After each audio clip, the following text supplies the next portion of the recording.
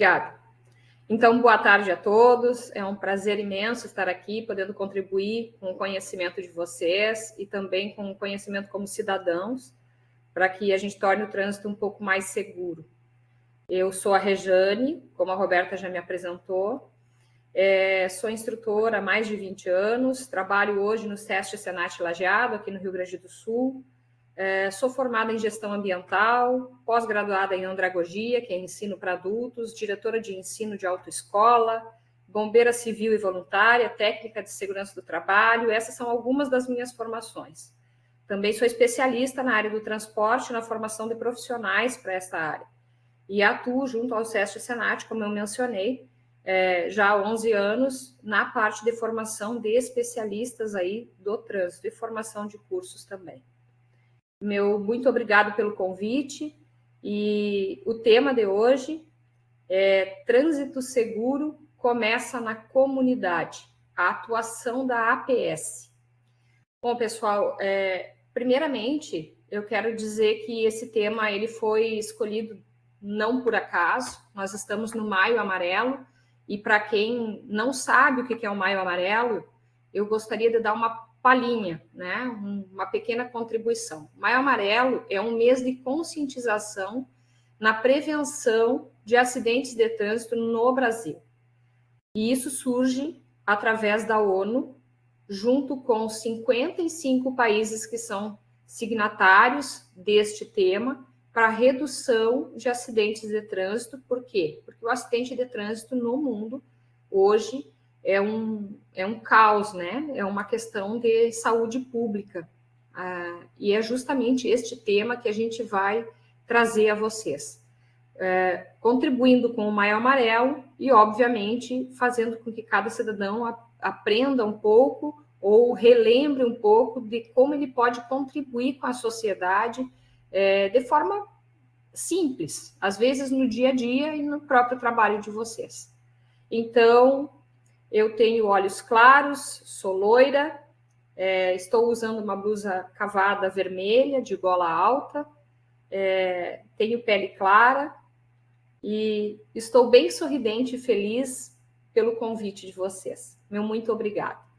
Dando início aí, então, às atividades, eu gostaria de passar um slide e falar do porquê que nós estamos realmente aqui. Né? Cada um de nós podemos ser agentes de mudança no que se refere a acidente de trânsito. E quando a gente fala agente de mudança, ninguém muda se a pessoa não quer. A pessoa tem que ter a vontade e estar aberta à mudança. Muitas vezes a gente vem para uma palestra ou para uma conferência e diz, eu vou ficar 1 hora aqui ouvindo, e muitas vezes a pessoa não está aberta a este conteúdo. E eu gostaria que, primeiramente, vocês dessem este tempo com consciência de que, às vezes, um mínimo detalhe que a gente faz no nosso dia a dia, ele contribui para um trânsito mais seguro. Então, assim como vocês são agentes de saúde e multiplicadores dessa prevenção, seja também em cuidar de saúde ou até mesmo em acidentes de trânsito que crescem de forma exponencial, sobrecarregando o sistema de saúde, como está no slide, nós também, enquanto cidadãos, temos a oportunidade de refletirmos através dessa palavra que eu estou passando hoje para vocês, para que vocês possam olhar, às vezes, aquele pequeno cuidado que deixa de ser feito ou aquela pequena ação que poderia ser enfatizada no meu trabalho, no meu dia a dia, e que pode, sim, salvar uma vida.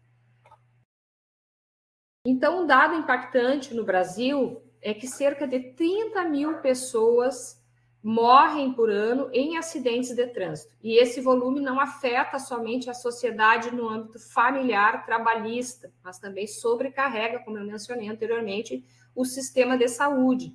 Então, vocês, mais do que ninguém, sabem a consequência, muitas vezes, do próprio atendimento, né?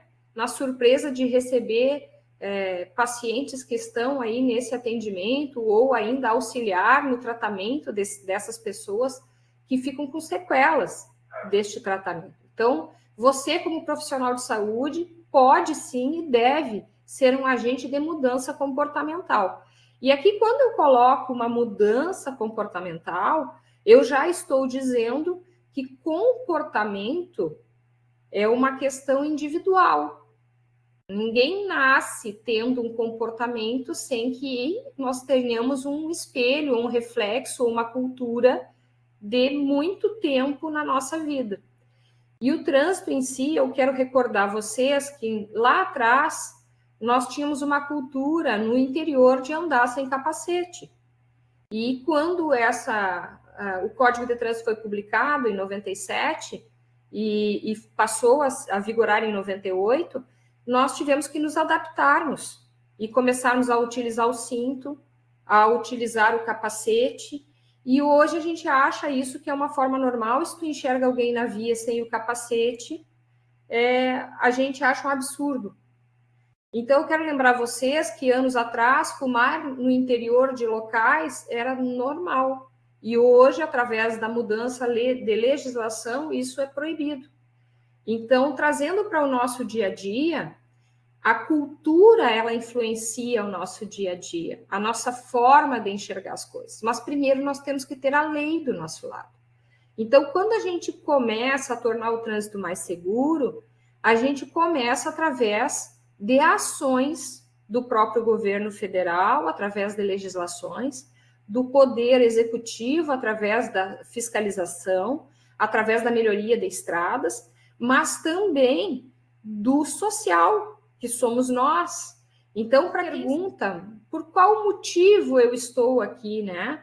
Eu estou aqui porque eu faço parte da sociedade, eu sou um cidadão. E é meu dever, enquanto cidadão, poder contribuir de forma saudável para um trânsito mais seguro. E para isso eu tenho que ter um pouco de conhecimento e muito boa vontade para muitas vezes rever algumas ações nossas que podem melhorar o nosso dia a dia, mas também ser multiplicadores de prevenção de acidentes. E isso a gente pode fazer em qualquer lugar que nós estejamos. Então, eu quero trazer um dado, ele é um dado grande, ele é um dado atual, né, de Santa Catarina, maior índice de mortes em rodovias. Então, essa fonte é do Serviço de Estatística da PRF de Santa Catarina, e ele trouxe aí, né, todas as BRs fazendo uma como posso dizer, uma pontuação daquelas BRs, daquelas rodovias que mais acontecem acidentes.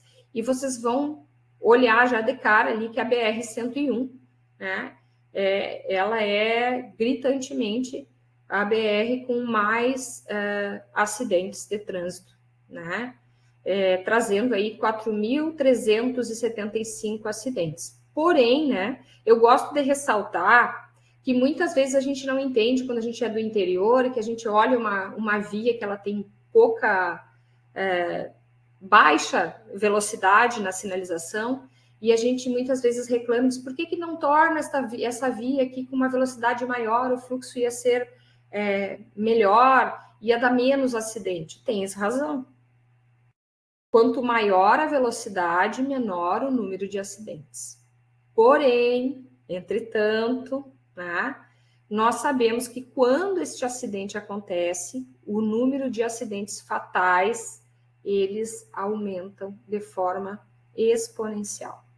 Então, serve para que a gente perceba que a BR-153, que tem 95 acidentes e com 11 mortes, ali no primeiro momento, 11,58% de mortes, é um dado muito alto, mesmo que ela tenha ali, né, uma quantidade maciça de movimentação de cargas no estado de vocês, no caso, né, que levam e trazem aí produtos. Passando adiante, então, o meu slide, a gente fala que a epidemia no trânsito, ela é silenciosa. Essa epidemia de violência no trânsito, a gente não fala somente sobre acidentes, mas também brigas de trânsito que levam a acidentes, né? Quem são os maiores prejudicados ou os maiores lesados, né? Que são pessoas que vão talvez até vir a óbito ou ter sequelas. vão ser sempre aqueles menores, né? Lá no artigo 89 do Código de Trânsito Brasileiro, a gente fala que o maior protege o menor, né? Então, a gente fala sobre a regra de preferência e a regra de prevalência, artigo 29 e o artigo 89, onde eles retratam, né? Veículos de grande porte, veículos de pequeno porte, todos pela incolumidade do pedestre. Trazendo isso para o nosso dia a dia, por que existe este parágrafo único pontuando que todos nós somos responsáveis, enquanto condutores, pela questão do pedestre? Porque ele é o mais frágil, né? Então, obviamente, a gente deve atentar para que, muitas vezes, na nossa pressa do dia a dia, nós esquecemos de buscar a faixa para fazer uma travessia, nós esquecemos de ensinar o nosso filho pequeno de fazer uma travessia segura observando o semáforo.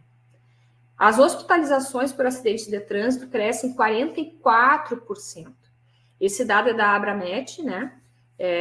Todo ano ela faz pesquisas, até para próprias publicações dentro da Abramet, da Associação Brasileira de Medicina de Trânsito. E em 2015 e 2024, o número de internações por sinistros de trânsito cresceu de forma contínua, aumentando em 44% aí neste período. São 157.602 registros em 2015 para 227.656 em 2024. E o Sudeste lidera com folga em números absolutos, somando 747.757 hospitalizações, o que representa mais de 40% do total nacional. E quando a gente fala Sudeste, nós estamos nos referindo a Grande São Paulo, capital, Curitiba também. Nesse perfil de acidentes, nós temos o perfil de vítimas de trânsito. Grande parte dessas vítimas estão os motociclistas. São 60% das internações que estão relacionadas nos últimos 10 anos, chegando a 150 mil em 2024. Temos um dado aqui no Brasil e um estudo que a gente sempre fala no Maio Amarelo, quando dá palestra, que no Brasil a gente tem em torno de 11 mortes a cada hora, né? E quando a gente pensa assim nesse número, ele gera um índice numa tabela e a gente se vê observando essa tabela e analisando números. Mas eu gostaria que vocês estivessem nesse momento um pouco mais sensíveis, que cada número daqueles ali corresponde a pessoas que podem fazer parte do nosso meio de convívio. O nosso trabalho, amigos de faculdade, familiares, filhos, irmãos, sobrinhos, que acabam se envolvendo em trânsito.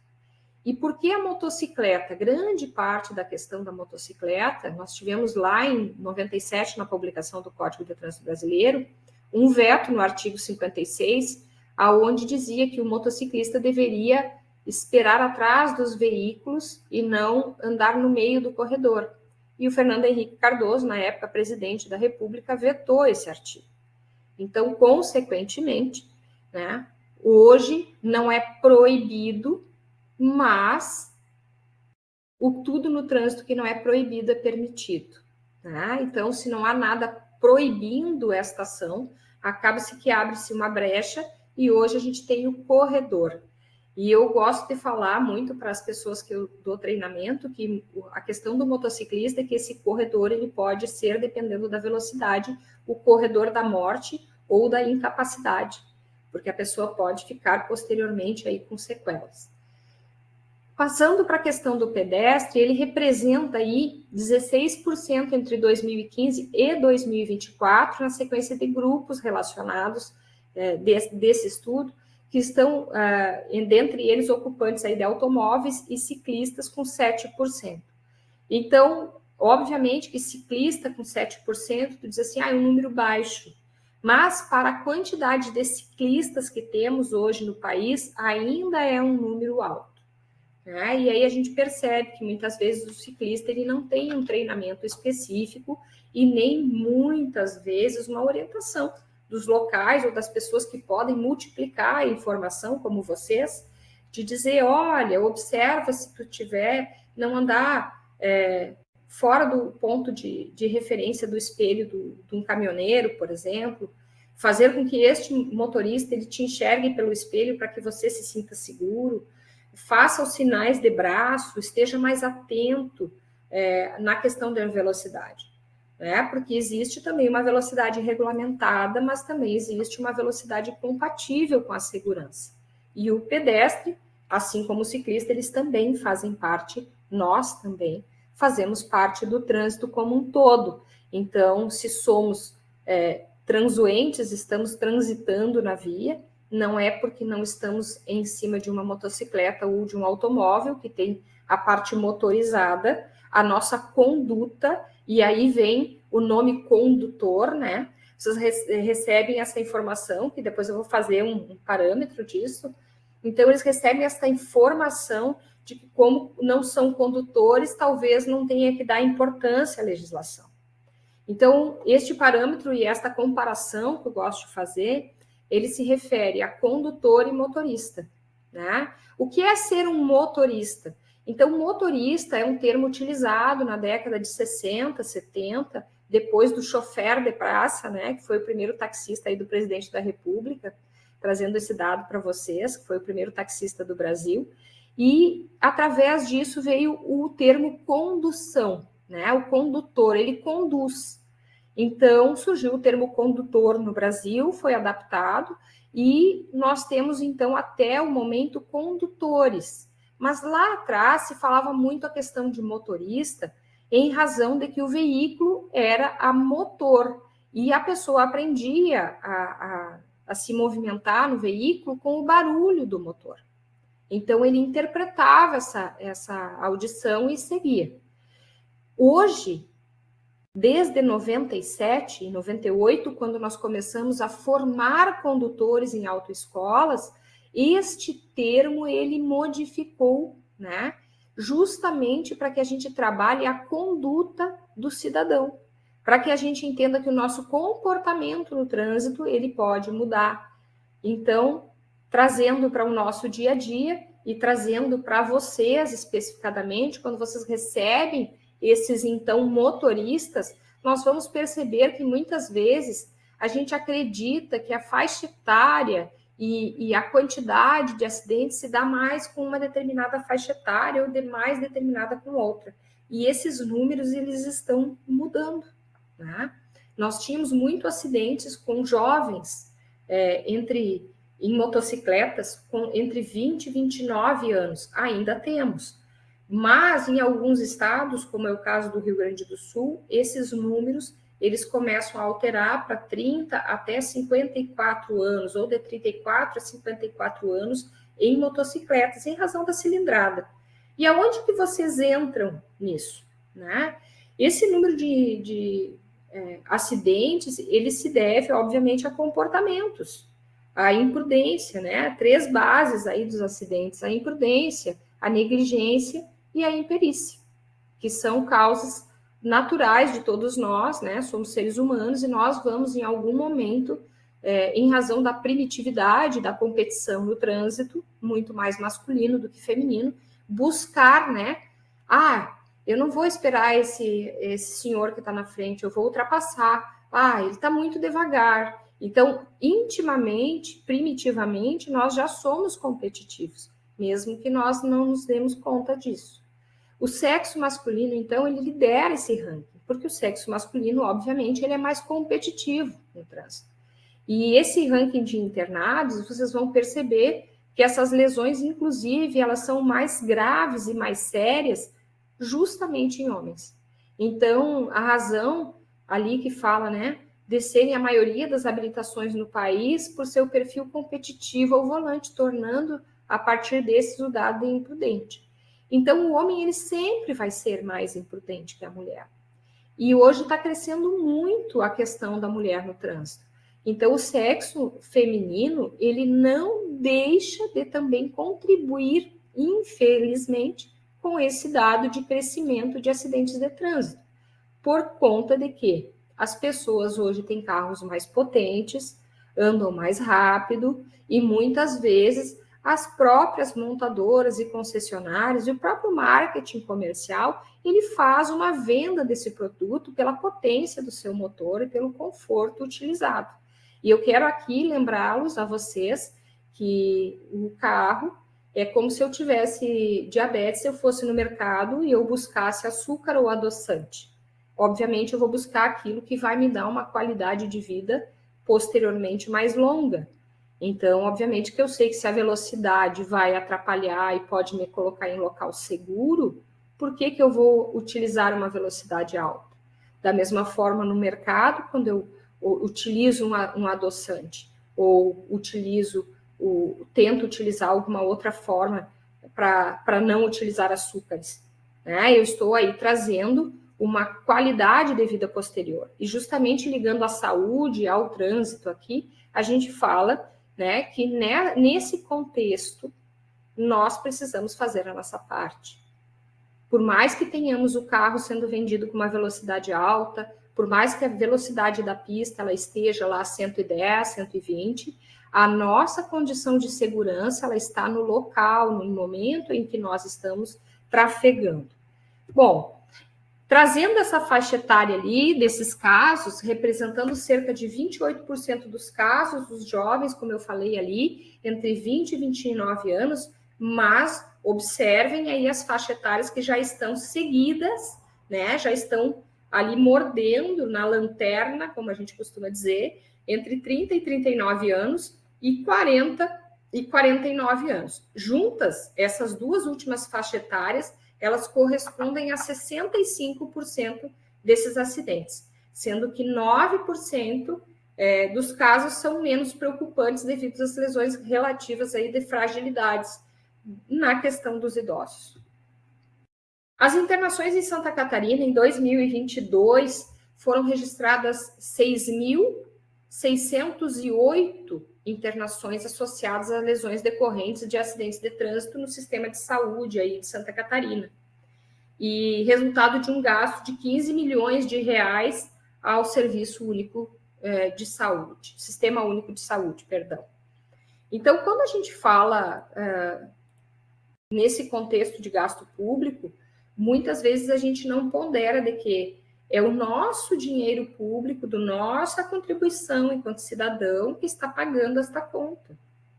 E existe uma conta muito mais alta disso, que se torna, posteriormente, né, gritante quando a gente vê números e quais áreas esse número vai atingir. Então, obviamente, Florianópolis, ela lidera com ranking pela questão de particularidade da quantidade de habitantes, né? Então, a capital catarinense lidera com ranking de acidentes no estado, com mais de 20 mil ocorrências em 2024, incluindo 48 mortes e um impacto econômico de 5,3 bilhões, gente. Quando a gente fala bilhões, não é um número simples, é um número altíssimo. E do que se trata esses 48 aí mortes, muitas delas por influência aí do álcool, né? Que é uma briga constante com a sociedade sobre aquela questão do gole, né? Vou tomar uma aguinha aqui. Então, vamos refletir da seguinte forma. O álcool é uma questão muito cultural. Vocês vão perceber que mais Blumenau, que a gente tem o Oktoberfest, dentre outras cidades que também trazem essa cultura mais germânica, tem muito a questão do beber e dirigir já intrínseco, né? Já está bem encrostado na nossa cultura.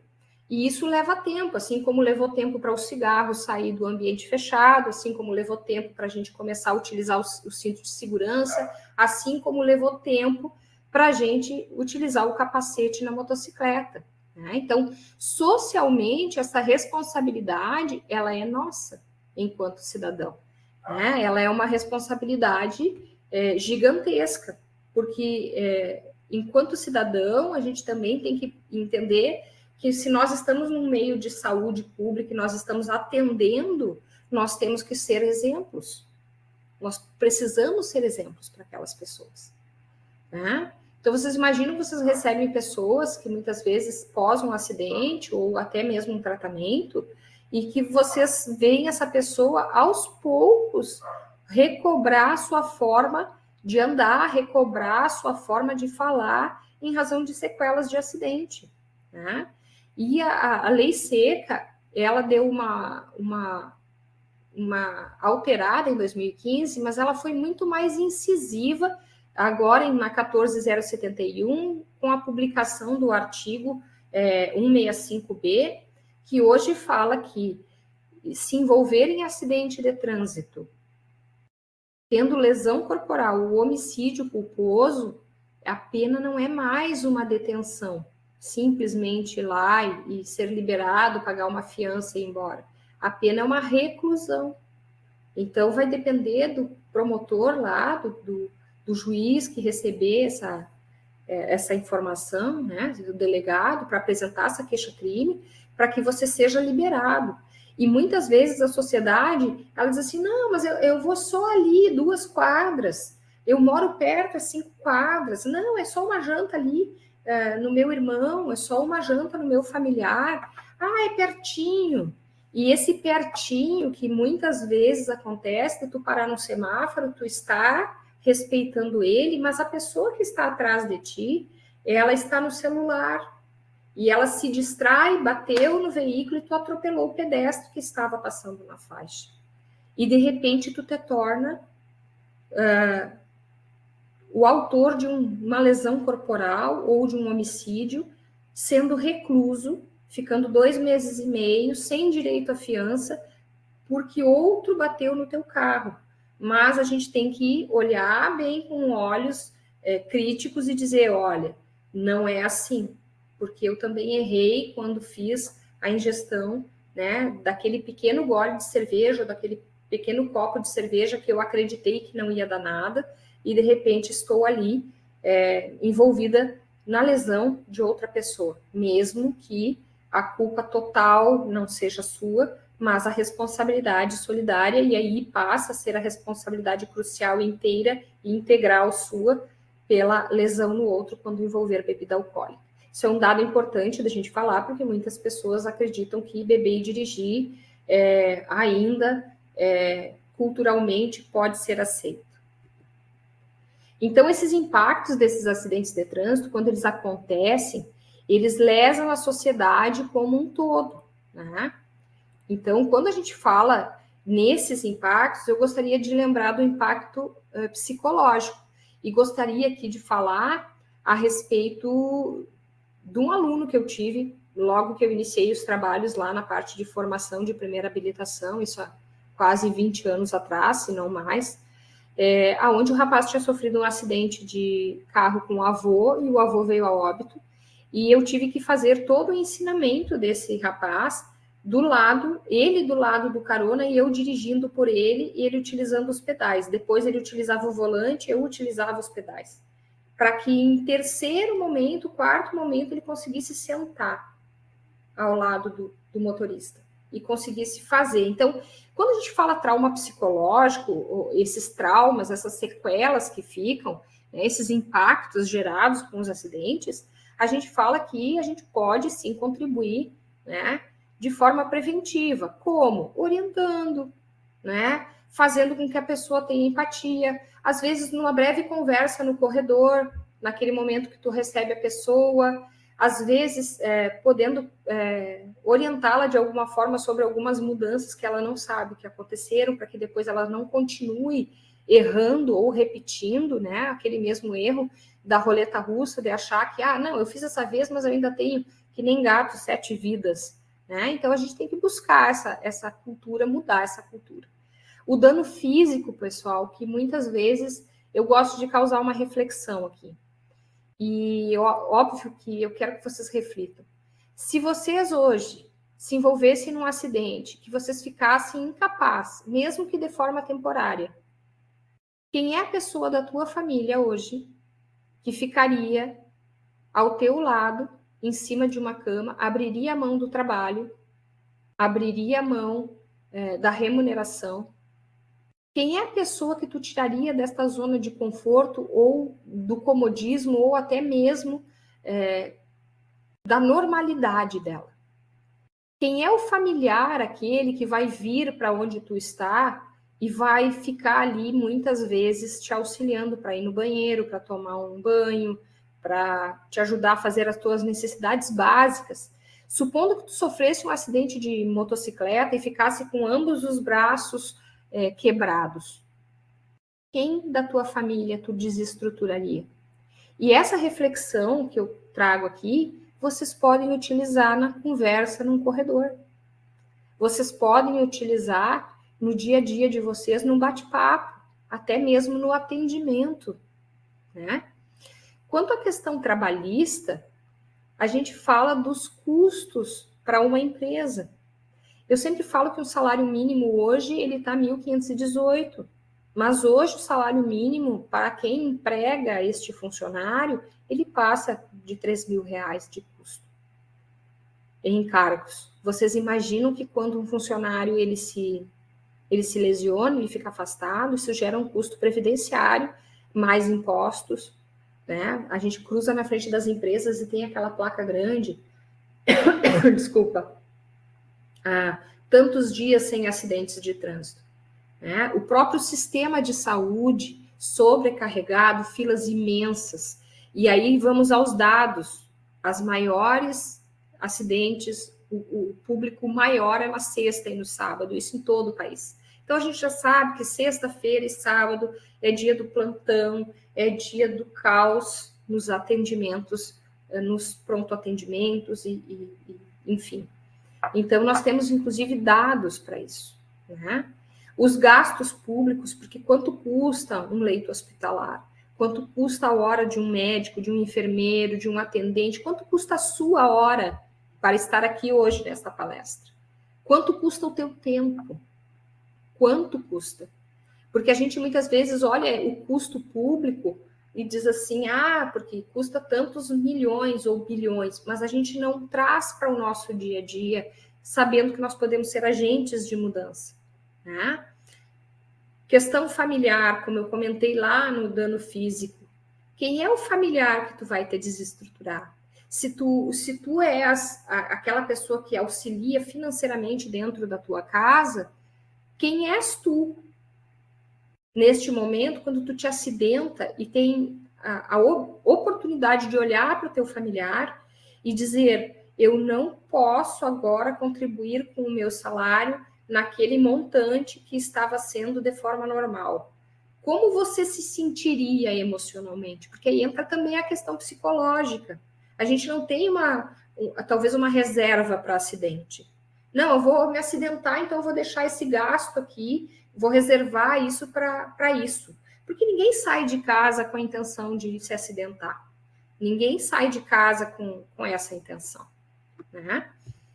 Então, esses impactos, eles geram danos físicos, como eu falei antes, lesões graves, sequelas, psicológicos, transtornos como depressão, ansiedade, trauma pós-acidente, trabalhistas como afastamentos, incapacidade, perda de produtividade, a pessoa já não consegue render mais aquilo que rendia antes, social, familiar, no impacto das relações com a comunidade no geral, pessoas que sofrem acidentes e que têm traumatismo craniano, ficam sequeladas nesse sentido de não conseguir mais se movimentar, falar, e depois perdem vínculos na sociedade de amizade, já não tem mais o clube que joga vôlei, já não tem mais o clube que vai lá para a piscina, muda o comportamento de toda a sociedade. E o sistema público sobrecarregado, e além das emergências, aonde a gente vai ter tantos leitos para a quantidade de população que nós atendemos? Então, a gente também tem que agir com essa intenção de mudar. Então, por que a APS é estratégica na prevenção de acidentes de trânsito? Então, primeiramente, pessoal, vocês são o elo entre comunidade e a sociedade em geral. É vocês que ligam, é vocês que conseguem fazer este caminho até aquela pessoa que está lá, aquele morador que vocês muitas vezes vão receber ou ir atender, ou vão chegar lá na casa dele, ou ele vai vir até vocês. A educação para a saúde, né? Vocês, enquanto multiplicadores, através de uma reflexão, através de uma palavra, através de um abraço, através de um incentivo, de um cuidado. Olha, afivela bem esse teu capacete, não anda assim, isso é perigoso. Né? Através do monitoramento contínuo e a identificação de grupos de risco, sabendo, dentro deste bairro, quais são as pessoas que tiveram acidente, onde foi a rua, existe alguma forma da própria prefeitura poder ajudar neste determinado local? Eu, como estou recebendo muito o paciente que se acidentou ali, eu, como cidadão, não posso modificar isso, eu talvez não queira me envolver, mas eu também tenho que abrir os meus olhos para que essas pessoas que estejam ali, elas estejam, então, chegando e levando algo que eu possa multiplicar na área de prevenção. Diferença entre risco e perigo, eu acredito que todos saibam, né? Perigo é a fonte geradora do risco. O risco é aquilo que tu faz. Perigo, ele já existe. Então, quando a gente identifica o perigo, a gente consegue trazer ações que vão minimizar, mitigar esse risco. Vou trazer para vocês na área da saúde, antigamente que a gente tinha as seringas, né? Que a gente tinha toda aquela questão que qualquer coisa podia se picar o enfermeiro ali na aplicação de alguma injeção ou extração de sangue. Hoje, a tecnologia ela nos ajuda. Nós temos hoje protetores, nós temos hoje, enfim, cápsulas extratoras para sangue, não sei o nome específico. Então, a gente vai melhorando, mas isso são pessoas que enxergam de fora e dizem, olha, a gente poderia desenvolver isso desta forma. Alguém teve uma ideia. E por que não esse alguém ser você? Né? Por que não você ser esse agente multiplicador? Então, essa parte de informar e sensibilizar sobre o cuidado no trânsito, como diz ali no slide, ela também é sua. Ela também é de todos nós, enquanto cidadãos. Esse diagnóstico de risco, ele também é. Desde a água que virou no corredor, que tu coloca a plaquinha para que a pessoa não leve ali um escorregão e caia e tenha uma lesão maior, tudo isso foi alguém que observou em algum momento, ou alguém que teve algum acidente e que disse, olha, então a partir de agora nós temos que identificar isso. Então ninguém chega identificando o risco, a gente observa. E esse diagnóstico, ele faz parte de cada um de vocês. Então, parcerias também a gente pode fazer com escolas. Tá vendo que está chegando muitas crianças dentro do teu local, você está vendo que tem crianças que têm algumas dificuldades relacionadas à mobilidade humana, né? Às vezes não consegue identificar a própria questão da pessoa que tem dificuldade de ler, né? O idoso que às vezes não consegue ler, né? Perde o ônibus porque não consegue identificar o que está lá escrito. Ele grava o motorista. A gente teve uma funcionária nossa que ela olhava a linha do ônibus, mas ela não sabia ler. Então, ela olhava o motorista. Um dia, o motorista entrou em férias e ela perdeu o ônibus. A sorte que ela voltou, então, ao trabalho e pediu para que a gente levasse ela para casa. E aí, no outro dia, a gente foi com ela até a parada e a gente identificou que ela não tinha pego o ônibus porque ela não conhecia o motorista que estava substituindo. Então, nós temos que ser mais sensíveis, mais empáticos com essas pessoas que nós estamos atendendo. Nós precisamos entender o que acontece com ela. E, para isso, nós precisamos questionar, nós precisamos perguntar para esse paciente. Nós devemos querer ouvir. É essa a nossa função enquanto a nossa atenção aí à saúde. Nós precisamos querer ouvir esse paciente e saber o que ele traz para nós de informação que eu possa ligar no meu dia a dia para facilitar não só a vida dessa pessoa, como também depois as demais, né? Ações que podem ser implantadas, então. Palestras educativas para grupos comunitários, motoristas, pedestres, né? Então, vocês vão identificar gestantes, como utilizar o cinto da forma mais segura, se a pessoa tem conhecimento sobre como ajustar o banco, né, de um carro, 90 graus, que os punhos têm que estar em cima do volante, tem que estar nessa distância para que tu não bata né? O airbag, pessoal, um dado importante da gente falar aqui, e para que vocês tenham esse argumento, ele absorve de 400 a 700 quilos na hora de um impacto. E o corpo de uma pessoa de 80 quilos pode pesar 80 quilômetros por hora, cerca de 1.975 quilos na hora de um impacto. Então, quando a pessoa recai sobre o airbag é somente um amortecimento fraquíssimo. Isso não impede de gerar lesões. E muitas vezes pessoas que não reparam que na legislação tem a questão da troca do airbag, porque a montadora viu lá que o airbag saiu com uma falha. Tem gente que até hoje não viu o seu recall lá no documento para ver se precisa ou não e está andando. O dia que precisar usar o airbag pode te trazer um traumatismo craniano, né? Então, feiras de saúde com foco em segurança no tráfego, distribuição de panfletos informativos nas salas de espera. Então, posso criar um panfleto? Nós estamos falando do Dia do Motorista, 25 de julho. Posso? Claro, devo.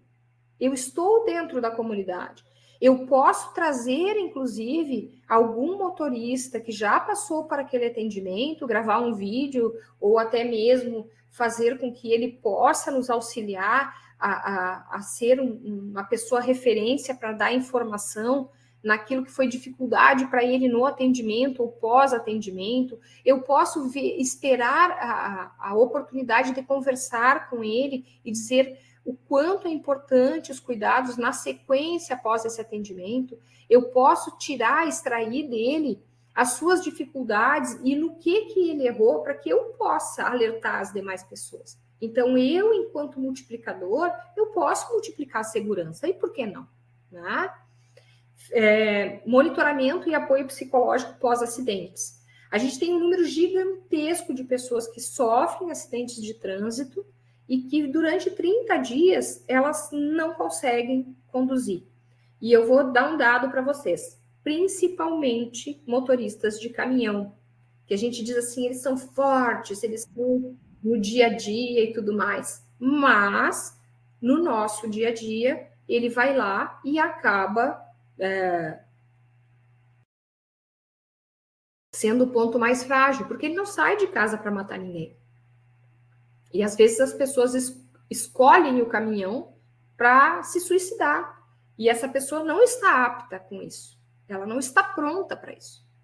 E de repente aquele acalento na recepção, aquela abordagem, depois vai se descobrir que essa pessoa nem culpada era, né? Foi um erro, uma fatalidade, não somente dela, mas de outra pessoa. A própria pessoa causou acidente ou quis vir a óbito.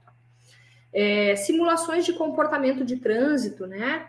Mostrar para a pessoa o quanto difícil ela com o braço quebrado, fazer células, como a gente diz, né, de pessoas que praticam alguma ação psicológica dentro da APS, desculpa, e fazer com que ela passe por alguma situação de uma dinâmica que ela possa ver a dificuldade de se movimentar com o braço quebrado, com a perna quebrada, ou com apoio, né? Discussões em grupos com a comunidade, né? E trazer as informações que a comunidade traz para dentro desse atendimento de saúde, ouvir essa sociedade. Os estudos, então, né? Então, apesar de cada situação é uma situação, mas trazer um caso real, como eu falei anteriormente, né? Trazer as consequências que essa pessoa ela possa trazer para os demais, quais foram as suas dificuldades, como foi a dificuldade e até para que as pessoas desenvolvam a empatia, tanto a questão psicológica, física, social, familiar, econômica e também trabalhista, né? Como já citado anteriormente. E simulações de comportamento no trânsito, exercícios práticos que atendem riscos, né? Aqui, como eu posso identificar, às vezes até através de um vídeo, que pode ficar passando, inclusive a Polícia Rodoviária Federal libera alguns vídeos para serem multiplicados de acidente, inclusive com lesões dentro de ônibus, tá? Para que fique replicando, o Estado de Santa Catarina pode ser parceira, a Prefeitura do município pode ser parceira, de publicar situações de pessoas que relatem o que aconteceu no pós, né? As discussões em grupos com a comunidade, né? Para poder auxiliar. A habilidade de comunicação, ensinar esse profissional. Tem alguém que conhece um pouco mais sobre acidente de trânsito? Tem alguém que esteja mais apto a falar desse assunto? Tem alguém da área de trânsito, como psicólogo, que pode trazer mais informações para dentro desse grupo e desenvolver este grupo? É um momento excelente da gente trabalhar e falar sobre isso.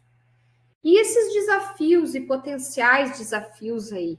Eles estão, então, com o tempo curto de consulta, a sobrecarga, a orientação sobre o uso de cinto de segurança, a promoção do uso de capacete, como eu falei anteriormente, o álcool e direção, tudo que eu já falei aqui são os desafios potenciais.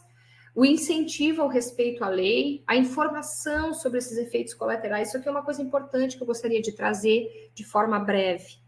O exame toxicológico para as categorias C, D e E, muitas vezes você, médico, recebe o seu paciente dentro do seu consultório e não pergunta a profissão dessa pessoa. Até mesmo, eu vou citar exemplos, tá? Eu tenho na família o meu esposo que é caminhoneiro. Ele foi fazer um atendimento de saúde por questões de infecção de garganta e o profissional em questão receitou um medicamento de 8 em 8 horas para esse paciente, que é um caminhoneiro que dirige 18 horas por dia. Então, será que ele vai lembrar de tomar de 8 em 8 horas esse medicamento? Ou tem algum outro medicamento que eu possa substituir? Será que eu vou dar o famoso, que todo mundo conhece, o Tilex, ou uma codeína, né? Ou uma morfina, ou qualquer outro medicamento que venha a aparecer no laudo para o exame positivar ali para esse condutor e o médico não se atenta a essa informação. Então, o paciente pós-cirúrgico que fez o uso de morfina, pessoas que fizeram uso, ruptura de ligamento, fez uso de medicamento forte para dor, que tem codeína, essas pessoas, elas têm que serem alertadas e o próprio médico tem que dar uma declaração do uso desse medicamento ou até mesmo a própria receita, orientar esta pessoa que guarde a receita, não é? Incentivar a obrigatoriedade das pessoas atentarem para isso. Né? Olha, eu sou profissional, pergunta, qual é a tua profissão? Mas tu exerce atividade remunerada? Tu tem alguma dificuldade na questão do exame toxicológico? Tu fará exame toxicológico? E nos próximos, a escala de 6 meses para pegar esse medicamento, ela é extremamente importante que vocês da área da saúde identifiquem isso, porque isso também faz parte. Assim como medicamentos para quem vai dirigir, que são medicamentos psicológicos, para a questão de tratamento psicológico. Ou até mesmo doenças como diabetes, né? Ou pessoas que chegam com tontura. Orientar que essa pessoa não saia daquele atendimento dirigindo. Orientar que um familiar venha buscar ela ou que ela deixe o carro no estacionamento, que busque alguém que a leve para casa. Nós temos que ter essa condição de ver a necessidade dessa pessoa. E as doenças que afetam, né, como a questão da epilepsia, diabetes, transtorno mental, pessoas que já têm dificuldade, como idosos que não querem parar de dirigir, continuam ali dirigindo, mas mesmo com Alzheimer ou com Parkinson, ou até mesmo o próprio doente epilético, mesmo que em tratamento de 2 anos, se ele não toma a medicação de forma correta, isso pode afetar a forma dele conduzir. Então, como agente de saúde, eu posso orientar?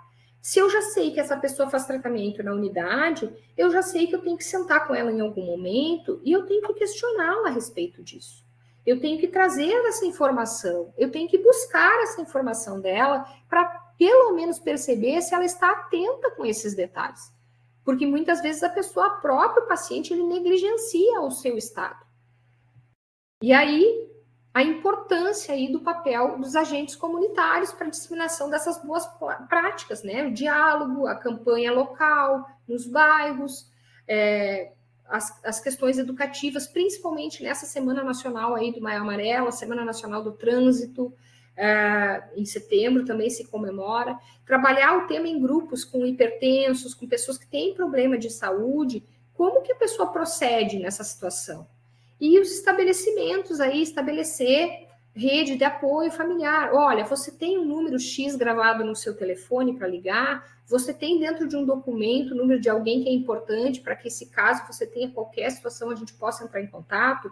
Tem algum cordão, alguma tatuagem que possa remeter que tu tem alguma determinada doença? Como funciona isso no dia a dia? Como que eu posso, então, garantir? Né? Então, esse papel ele é de todos nós. Então, a APS tem um papel decisivo na prevenção de acidentes de trânsito como multiplicador da segurança para as suas comunidades. Pessoal, nós podemos fazer um sol se nós quisermos brilhar. Então, cada um de nós é um agente multiplicador de segurança e saúde. Todos nós. Então, cada profissional da APS é um agente de mudança de trânsito, mesmo que nunca tenha dirigido uma viatura ou uma ambulância, né? Para quem não sabe, veículo de emergência, né? Já tem o M no meio, que significa risco, né? Ou morte. Então, é um caso grave. A polícia é considerada um veículo de emergência, e muitas vezes o policial ele dirige ali sem cinto, porque ele precisa sair armado do local, passar por determinadas situações. Então, ele é caracterizado como um veículo de emergência. Todo veículo que tiver giroflex vermelho ou azul é veículo de emergência, seja o azulzinho, seja o amarelinho, como eu digo aqui, né? O agente fiscalizador de trânsito, ele também é um agente de emergência. Então, todos nós podemos fazer a diferença.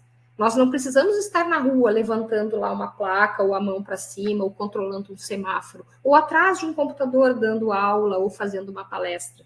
Nós, enquanto sociedade, temos a obrigatoriedade, enquanto cidadãos e bons cidadãos que somos, de multiplicar a educação no trânsito. E é assim que eu espero que vocês levem essa informação, né? Então, como é que vocês, então, podem aí agir para melhorar a segurança no trânsito em sua comunidade? E aqui eu deixo essa reflexão para finalizar essa palestra e gostaria que vocês, enfim, tivessem abertos a tirar suas dúvidas, sensibilizar as pessoas, estar atento a tudo isso. E eu estou aqui disposta a ajudar vocês, o que precisarem. Eu estou à disposição para mais uma oportunidade e dizer a vocês que cada passo ele é importante.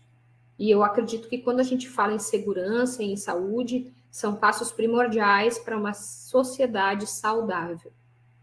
Meu muito obrigado a todos e fico à disposição para oportunamente respondê-los. Muito obrigada.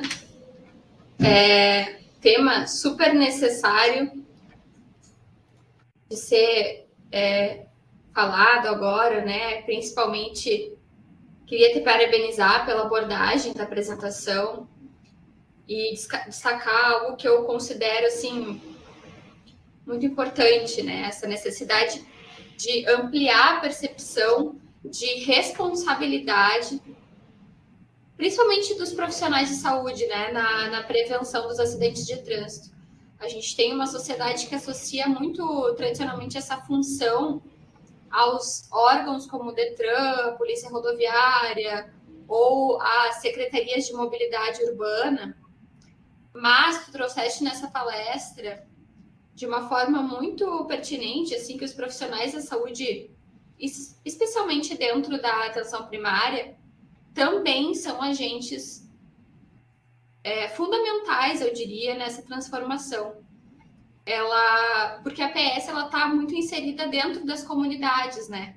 E ela tem esse vínculo, essa escuta ativa ali com os territórios, né? E com as diferentes realidades de cada território. E isso coloca a APS num lugar estratégico, né? De promover educação e saúde, já voltada ali para a segurança, né? E a APS tem muito esse poder de identificar quais são os grupos vulneráveis e atuar de forma preventiva, né? Mas que isso também seja algo feito de forma contínua. E gostei muito que tu comentaste sobre a questão de como abordar isso no atendimento. Quando a gente atende uma pessoa a gente está aplicando uma anamnese, quais são as particularidades desse assunto, quais são as particularidades dessa pessoa que a gente está atendendo. Tu deste o exemplo do teu marido, né? Qual é a profissão dessa pessoa? Será que eu vou dar uma medicação para ele que não vai dar sono, não pode causar sono? Pode, ou se não, pode até prejudicar lá no teste toxicológico que esse profissional tem que fazer depois. Então, não apenas que não sejamos apenas prescritores, né? Mas que a gente saiba o que a gente está prescrevendo e qual seria melhor, porque falando de farmacologia, a gente tem uma gama de medicamentos e existem opções, então pode sim que a gente troque a opção de medicação que a gente está usando para não complicar essa pessoa que está por ali, né? E também eu achei legal esse olhar mais compartilhado assim para a responsabilidade, né? Que isso reforça muito o conceito de saúde como um direito coletivo, mas um dever de todos, né? E ampliou muito assim a capacidade do impacto das políticas públicas, né? Favorecendo assim essas ações no território, trazendo um pouco lá para a recepção, para ações dentro dos grupos. Nós sabemos que dentro da APS a gente tem os grupos já com idosos, grupos, vamos falar sobre, por exemplo, o grupo que tem muito idoso é um grupo sobre hipertensão arterial, grupos para falar de alimentação, de diabetes, atividade física. Então, são grupos já formados também, que mesmo dentro do grupo que já está formado, a gente pode abordar esse tema, mesmo que de uma forma rápida, mas que vai fazer diferença na vida dessa pessoa. E até aproveitando a deixa de falar de idosos, muitas vezes o idoso escuta muito mais o profissional de saúde do que a família. É verdade, né, Roberto? É o idoso teimoso. Tem idoso teimoso. Então a gente pega um idoso assim que não quer escutar, talvez o médico ele escute, mas também a gente não pode dar uma garantia, mas a nossa parte a gente fez. Mas quero te agradecer, né, parabenizar para trazer toda essa perspectiva assim ampla para o nosso debate aqui no Maio Amarelo. Isso é muito bom para a gente promover essas mudanças que sejam duradouras dentro da nossa atuação em saúde. E, enfim, é isso. Acho que agora eu vou indo ali para os nossos comentários. O pessoal comentou, né? O pessoal falou ali, a Sueli disse que está vindo lá da 22ª Regional de Saúde, Paraná, que legal. E a Sueli comentou que o mais difícil na região dela é sensibilizar os gestores. São camadas, né? São muitas camadas. Eu posso dizer, deixa eu só cortar um pouquinho, Roberta. Eu vou responder essa para a Sueli. Uma das minhas áreas é técnica em segurança do trabalho. E eu posso te dizer que a gente está entre o empregado e o chefe. E a área da segurança, assim como a área da saúde, tu tem que convencer o chefe que o custo de um acidente é muito mais grave para ele posterior, sem aquele funcionário, sem aquela pessoa. Então, é um trabalho de formiguinha. Mas a gente tem que ter bons argumentos, Sueli. Então, eu acredito que eu possa ter contribuído com você nessa situação de bons argumentos para que a gente convença a importância do atendimento. Para que a pessoa que ela está um pouco mais acima de nós, ela tenha esse olhar mais sensível, e ela deve ter. Ela tem que ter, porque ela está na área de saúde. Então, na área da saúde, obrigatoriamente, tu está lidando com o bem mais precioso de qualquer ser humano. Porque ninguém quer uma pessoa com sequela em casa. Eu não quero uma pessoa acamada na minha casa. Eu quero uma pessoa saudável. Eu quero poder caminhar, eu quero poder correr, eu quero poder me cuidar. O problema é que, culturalmente, no Brasil, a gente não cuida da saúde de forma preventiva. A gente vai ao posto quando tem algum problema, a gente vai ao atendimento quando alguma coisa surge. Está aí a importância da atenção de vocês aí das APSs. É vocês que são preventivamente conhecedores do público-alvo de vocês. É vocês que conhecem aquele senhorzinho que chegou lá semana passada com uma dor assim. Ah, é você que conhece aquele senhorzinho que disse que era caminhoneiro. É você que conhece aquela senhora que tem diabetes. É você que desenvolve esse atendimento. E é você que pode ser um agente de mudança. Então, todos nós somos formiguinhas. Mas lembrando que o caminho é o mesmo para todos nós. Mas que o resultado disso depende da ação contínua compartilhada de todos nós. Mas, primeiramente, a gente tem que querer ser agente de mudança. Ninguém muda nada se ficar estável, né? Lei da inércia de Newton. Ninguém não existe uma força que vá sem outra que empurre. Então, estou dando um empurrão em vocês. Aproveitem este momento de reflexão. Aproveitem. Porque muitas das vezes que nós nos deparamos com o pós, e eu posso dizer isso pela minha profissão como bombeira, muitas vezes quando tu atendes um acidente de trânsito de um aluno teu, tu te pergunta por quê? O que faltou eu falar? Então, que não sejam vocês a receber essa pessoa no posto por negligência de algo que deixaram de falar. É importante a gente trazer para nós essa responsabilidade, enquanto cidadãos. Com certeza, e ali como tu colocaste, né, os números das internações, sobre também mortalidade e sobre gastos, né, especialmente quando a gente fala em motociclistas e jovens adultos, a gente reforça a urgência desse tema e a importância da gente estar colocando isso na nossa atuação. Pessoal, eu queria, em primeiro lugar, agradecer a presença de todos. A gente ainda teve aqui, hoje até bem poucas pessoas nos assistindo, mas tenho certeza que ali depois no online essa mensagem vai chegar para mais pessoas. Estou muito feliz de te receber aqui hoje. Nossa palestrante especialista no tema, quando chegou para nós essa necessidade de falar sobre Maio Amarelo, eu falei, eu conheço uma pessoa que consegue abordar esse tema de uma forma didática, com total segurança, uma propriedade, e quero te agradecer pela tua disponibilidade. Feliz de te receber aqui, não só como profissional da área do trânsito, mas também como minha mãe. E tenho certeza que essa mensagem vai chegar para muitas pessoas e com certeza vai surtir um efeito, assim, bem como tu falou, de formiguinhas, mas a gente vai fazer a diferença nesses números, né?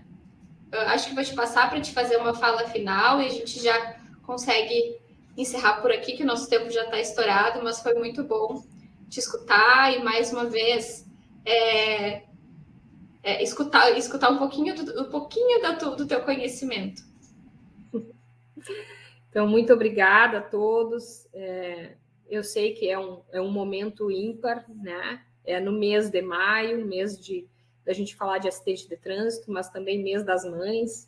A importância de nós estarmos aqui unidas, eu e a minha filha, ela ali gestante, o quanto eu cuido também e pergunto como é que tá, comprou cadeirinha, botou o cinto certo, organizou, mesmo que de longe. Então, que isso gere uma reflexão para vocês, que o cuidado ele é de cada um de nós, né? O cuidar, o zelar, o querer bem, ele não acontece se a gente não falar.